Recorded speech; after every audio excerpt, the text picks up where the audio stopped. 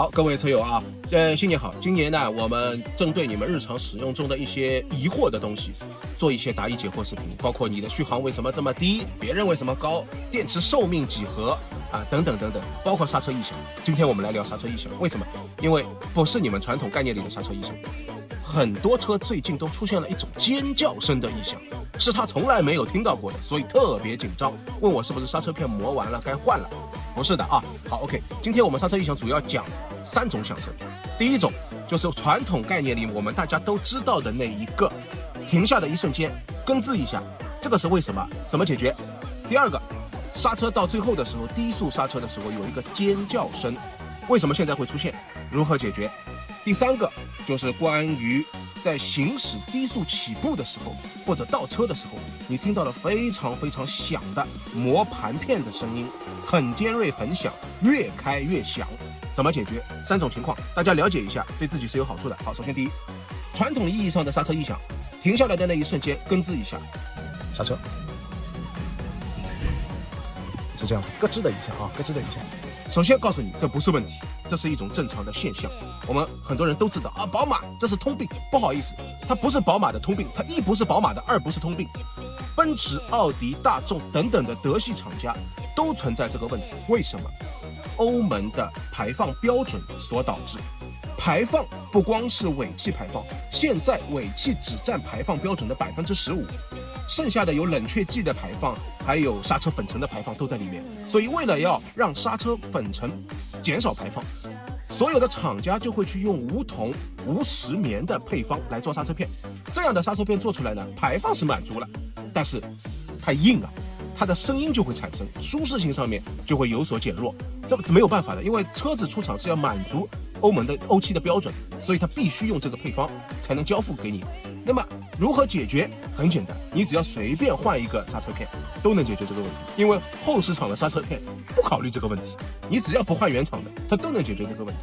但是相应的呢，如果你换的差的，可能对你的刹车性能、距离有影响；如果你换的很好的，那么对于你的皮夹子有影响。所以我并不建议你们去解决这个咯吱一下的刹车异响，因为刹车片对于纯电车型来说，只有30%的工况下才会使用我们的机械刹车，70%的工况都是动能回收。所以在这种情况下，你到卖车都不需要换的一个东西，它叫刹车片。你现在新车也好，1万公里也好，你就去把它换掉，对你来说是没有什么意义的，纯属浪费钱。所以我觉得不需要去更换，不处理，这只是一种正常的现象，你就把它当低速行人警告音就完了，大家都有，不是光你有，好吧？第二，我们就来说一下，最近非常多的车辆在低速刹车的时候有尖叫声，这个很尖锐的一下尖叫声是为什么？它的原理呢，其实就是刹车盘和刹车片接触的不那么迅速，不那么完全，磨的不那么全面，不那么均匀所导致的。那么为什么在最近这几天突然暴增尖叫案例？是因为刹车油由于最近这几天低温的关系，它的流动性大幅降低。流动性降低以后，你的脚一踩刹车，刹车油传递下去，顶活塞出来的时候，这个活塞出来的时候不那么线性，不那么均匀，所以它就会导致要么先上面先出来，要么下面先出来，要么左边先出来，要么右边先出来，就会产生一个，你可以说它是偏磨吧，接触不那么完全，就会产生尖叫声。那么这个问题如何去解决？我不需要你去换刹车片，我也不想叫你去拆车，没有意义。自己在日常驾驶中有机会的，深踩重踩2脚刹车，多去这么开一段时间，它也会好。或者你等最近的低温天气过掉以后，回温了，它也会好，因为刹车油的流动性它又回来了，活塞出来的时候它非常的顺畅，就会好。不要去紧张，你的车辆没有任何的问题，这不是什么问题，好吧？好，最后呢，就要给大家看一个案例了。这边是 i37 群。i37 群啊，来，我不是刹车响一直响啊，突然有这种情况，右后轮单独的一个轮出现了这样一种声音，来吧。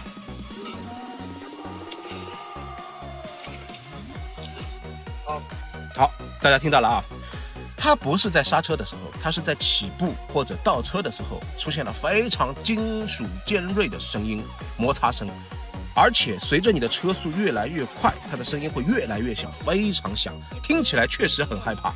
但是我跟他说的是开，踩踩就好啊，挂倒档更响，开，使劲开，然后呢，我让你开，使劲开，你还然后开嘛就好了呀。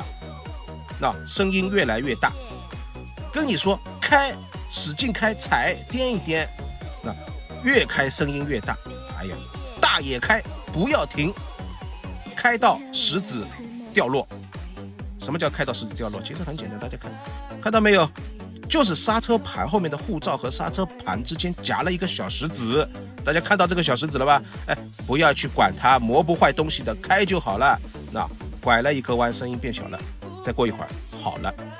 我跟你说开，你就去开，知道吧？不要说别的，这是很费劲的事情，一个字就好解决的问题。那一个字给你解决了，那非要跟你详细解释这么多，照片也发给你的，不应该啊，真的不应该，真的不要为了这些认知浪费太多的时间。跟你说开你就开，跟你说拖你就拖，开的自然能好，拖的已经没救啊！群太多，我实在是不吃不喝都来不及回这些消息，大家节约时间。好，明白了吧？所以最后一种情况，你们很多人都会遇到的，如果有石子卡在刹车卡罩和刹车盘之间，就会产生非常尖锐的声音。随着你的起步，随着你的速度提升，它会越来越响。但是不要去拖车，不要去修车，好几个都去拖车了，跟他说开，他也去拖到 4S 店就把石子一挑，好了，耽误了一天啊。最后这种情况大家也要知晓一下，以后遇到了不要慌。所以我个人认为啊，以上3种情况对于车辆都不会产生任何的损伤，我们没有必要去过分的紧张和在意它。有任何问题在群里的，我可以帮你确认一遍，但我跟你说开你就去开，哎，你不要这个那个浪费时间，我实在是消息太多，兄弟们回不过来，睁开眼睛就在回消息，不吃不喝就在回消息，我现在吃饭都没个点，好吧？